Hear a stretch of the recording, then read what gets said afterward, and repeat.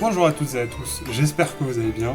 Aujourd'hui, après une très longue absence, presque un an sans vidéo, je vous ressors une nouvelle vidéo en vous expliquant un de mes decks préférés, assez compétitif, surtout pour le format qui va arriver, et le format en cours, c'est donc Salamangreande. Salamangreande, c'est le deck qui a été joué par Soulburner dans l'anime. C'est un deck cyber sous feu, qui a pour but en Go First d'essayer de faire un board pour contrôler le terrain adverse, et avoir énormément d'interruptions. Et en Go Second, le but ça va être d'essayer d'OTK. En 2024, c'est l'année du feu, donc on a reçu énormément de support pour tout ce qui est feu. Déjà en 2023, on a eu les duelistes légendaires 10, avec du coup le nouveau support Salamangreande.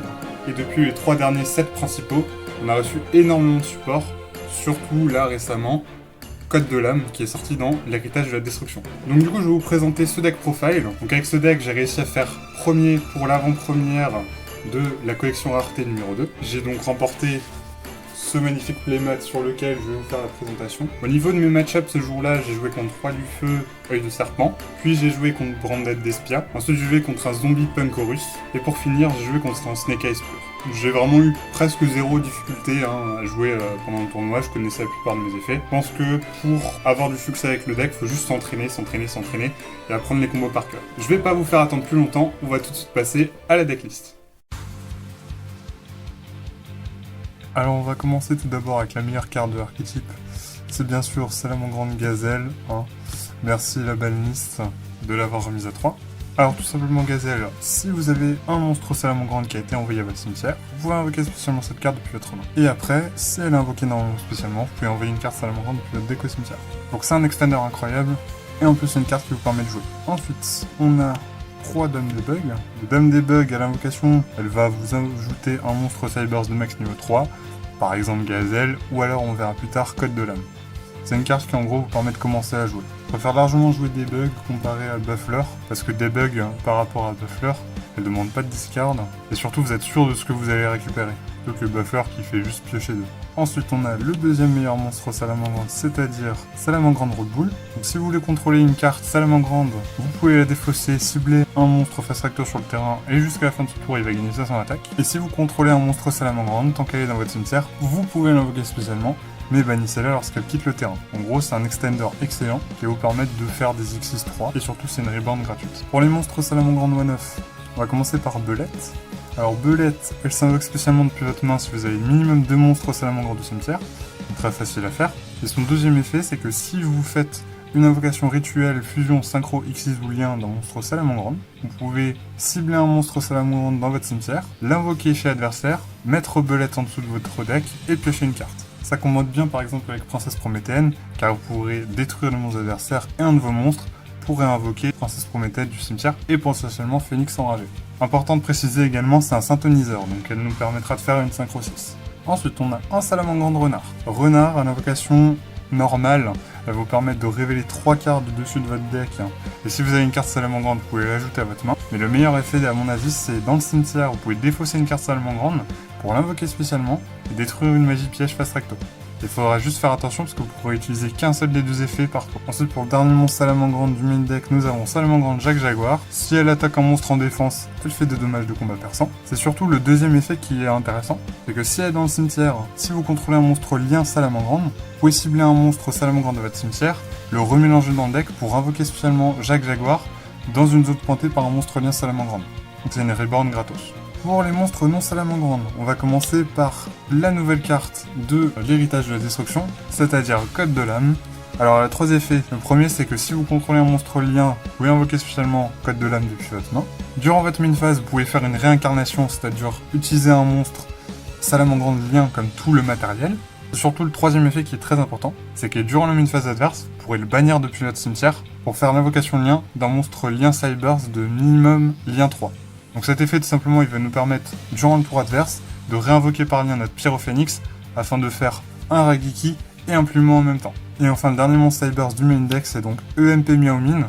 J'ai vu des gens plutôt jouer Suri plutôt que EMP. Je trouve néanmoins que EMP est plus intéressante dans notre version étant donné que l'on joue Dame des Bugs, parce qu'on va pouvoir la tutoriser avec Dame des Bugs. Elle a 2 effets super intéressants. Le premier c'est que si un monstre lien qui est sur le terrain ou dans le cimetière, vous pouvez l'invoquer spécialement de votre main. C'est une invocation inhérente et ça marche même si l'adversaire a un monstre. Ça peut surprendre des fois. Elle a un deuxième effet, c'est que si un monstre lien 2 que vous contrôlez est banni ou envoyé au cimetière, et ben vous pourrez la bannir depuis votre cimetière ou de votre main afin de cibler une carte contrôlée par l'adversaire pour la renvoyer à la main. Pour ce qui est d'Entrap, j'en joue vraiment pas beaucoup. On va commencer par 3 floraisons cendrées joyeux printemps pour empêcher l'adversaire de tutoriser, envoyer une carte depuis son deck au cimetière ou d'invoquer suffisamment depuis son deck. Et surtout, le bonus en plus, c'est que vu que c'est un monstre feu, on pourra la récupérer avec le loup du soleil et l'invoquer avec confrérie du point du feu, prince des chevaux. Et enfin, la dernière entrave que l'on joue, c'est ogre fantôme et lapin des neiges, à adapter suivant le format. Je trouve que ce format elle est très très forte. Quand un monstre sur le terrain active son effet ou qu'une magie piège qui est déjà face recto sur le terrain active son effet, vous pouvez l'envoyer depuis votre main terrain au cimetière pour détruire la carte sur le terrain. Comme dit, c'est adapté suivant le format. Si dans le format il y a plus de cartes qui cherchent, ben on va plutôt mettre Droll à la place. Mais je trouve que ce format là ça rentre très très bien. Ensuite on va passer aux magies. On va commencer par 3 cercles salamandre. Alors elle a 2 effets. Le premier c'est en effet rapide, donc vous ajoutez un monstre salamandre depuis votre deck à votre main, à faire durant la draw phase bien sûr, ou alors vous pouvez toujours faire le deuxième effet suivant votre main, c'est que vous ciblez un monstre lien salamandre que vous contrôlez qui a été réincarné, et ce tour il est même pas affecté par des effets de monstre, sauf ses propres effets. Et donc la carte est un excellent starter. Ensuite on a une deuxième magie starter qui est donc 3 Syneth Minage. Syneth Minage très très simple, vous envoyez une carte depuis votre main au cimetière, et vous ajoutez un monstre Cyberse de maximum niveau 4 depuis votre deck à votre main.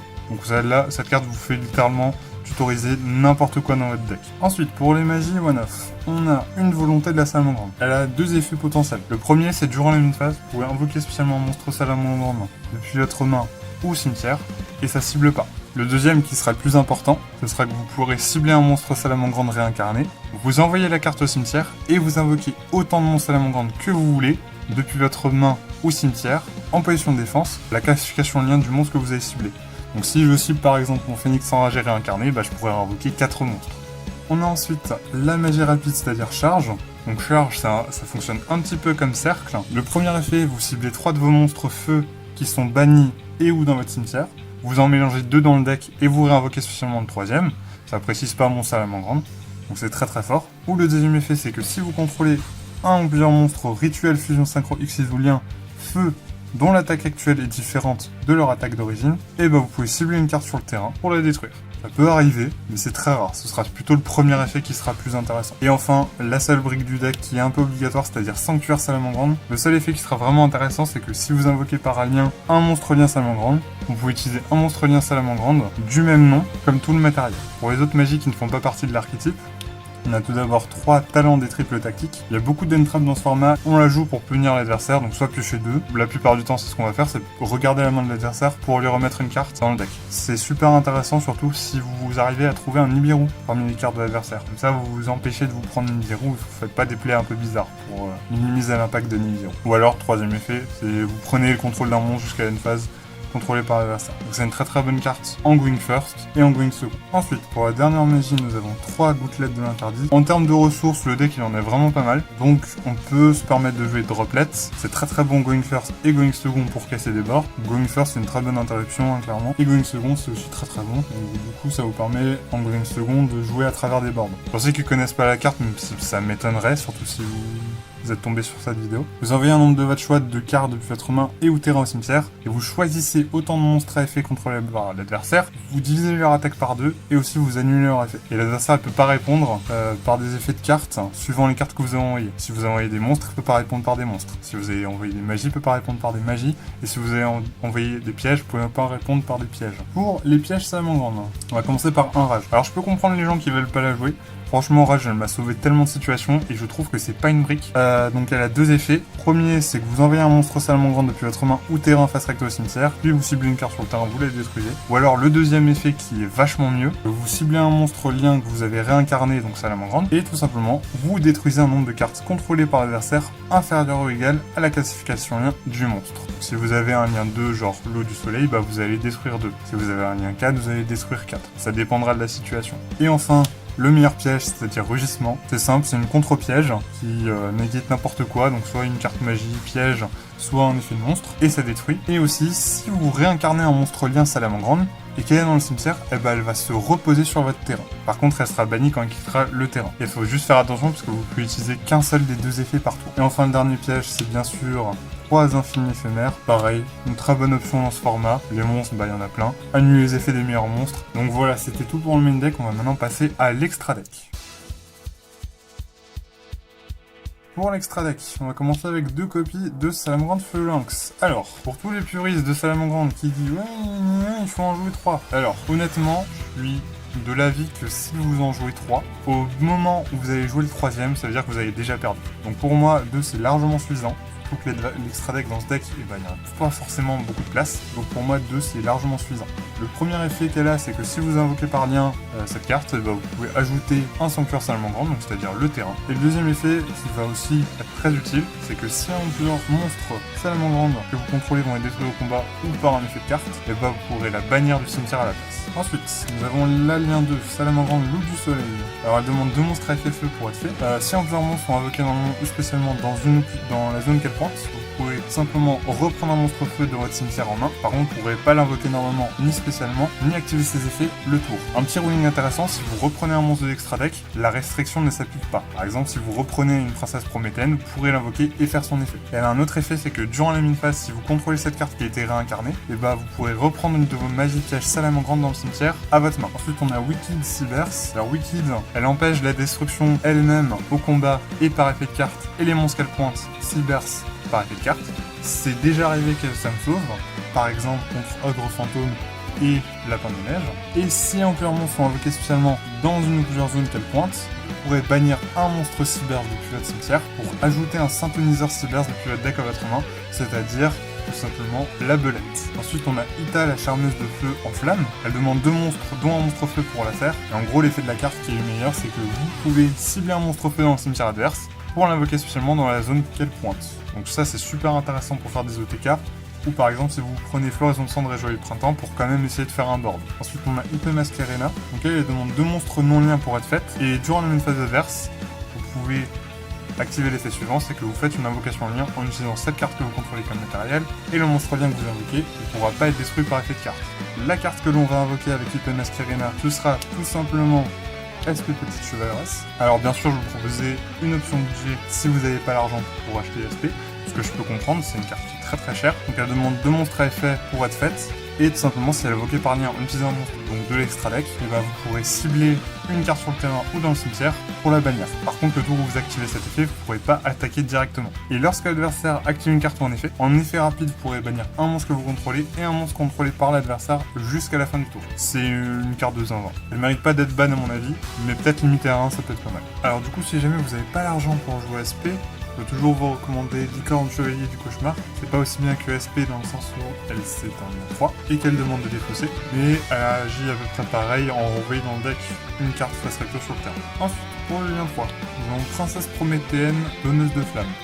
En gros, cette carte elle a remplacé Chaleurlio, elle est super générique à faire, c'est juste 2 plus monstres à effet. Vous pouvez pas invoquer spécialement sauf des monstres feu tant qu'elle est sur le terrain. Durant la main phase, vous pouvez invoquer spécialement un monstre feu depuis le cimetière, donc ça ne cible pas, vous pouvez invoquer ce que vous voulez. Princesse Prométhéenne également, si vous le souhaitez, ça marche également. Et si un monstre invoqué spécialement sur le terrain de l'adversaire, vous pouvez cibler un monstre de l'adversaire et un de vos monstres, détruisez-les, donc ça veut dire que vous n'êtes pas obligé de détruire les deux, mais au moins un des deux. Et si vous le faites, invoquer spécialement Princesse Prométhéenne du cimetière. Ensuite, on a Phénix Enragé. Phénix Enragé, quand il est réinvoqué par lien, il va vous permettre de tutoriser une carte Salamangreande.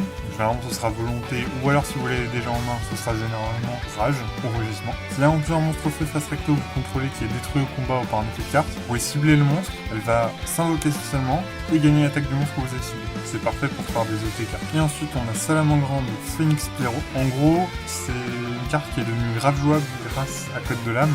En gros, si elle est réinvoquée par lien, vous pouvez faire Plumeau et Rageki, c'est-à-dire détruire toutes les cartes de l'adversaire. Après, elle a d'autres effets, donc le premier vous permet de cibler un monstre lien dans le cimetière adverse pour l'invoquer spécialement chez l'adversaire.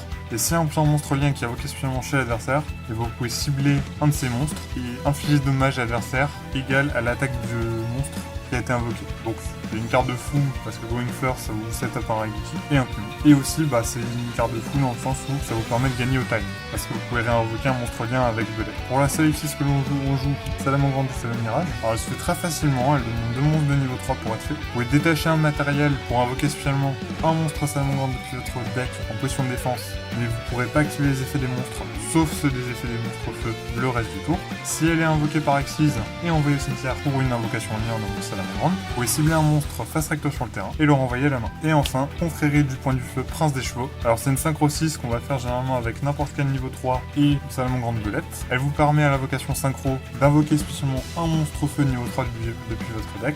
Donc ce sera soit Code de l'âme, soit Floraison Cendre et Joyeux Printemps. Par contre, il faudra juste faire attention, le tour où vous l'invoquez spécialement, vous ne pourrez pas invoquer spécialement de monstre de minimum niveau 5. Ce sera maximum niveau 4 que vous pourrez invoquer. Donc c'est tout pour l'extra deck, on va passer maintenant au side deck. Pour commencer, on va jouer Salamangreande Perro. Alors, Salamangreande Perro, c'est très simple. Quand un monstre adversaire déclare une attaque, vous pouvez l'invoquer spécialement cette carte depuis votre main en position d'attaque. Et si l'invoquez spécialement, vous pouvez cibler un monstre Salamangreande de votre cimetière et elle change son attaque à l'attaque de la cible. Cet effet est très peu important.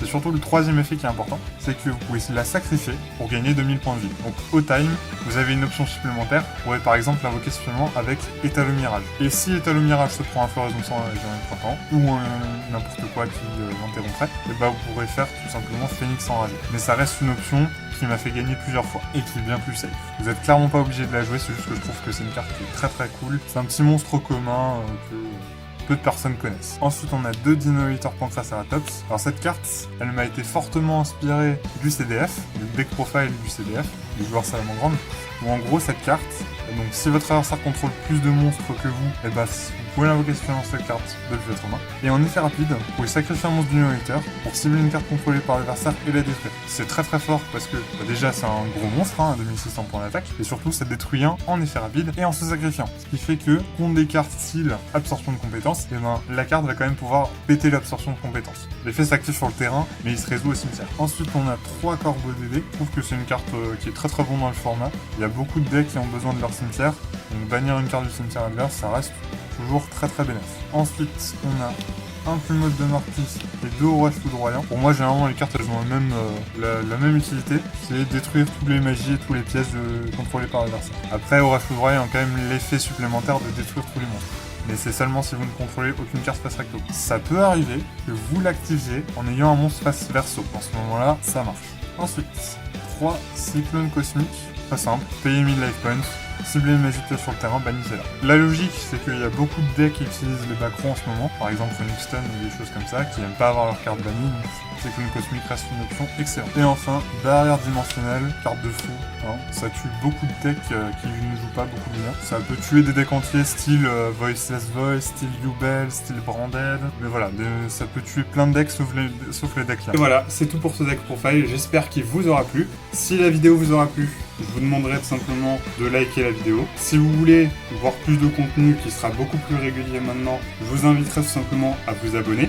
Et n'hésitez pas à me mettre un commentaire en disant ce que vous avez aimé dans ma decklist et si vous avez des recommandations pour vous jouer différemment. Sur ce, je vous souhaite de très bons duels et j'espère qu'on se reverra pour une prochaine decklist. A plus!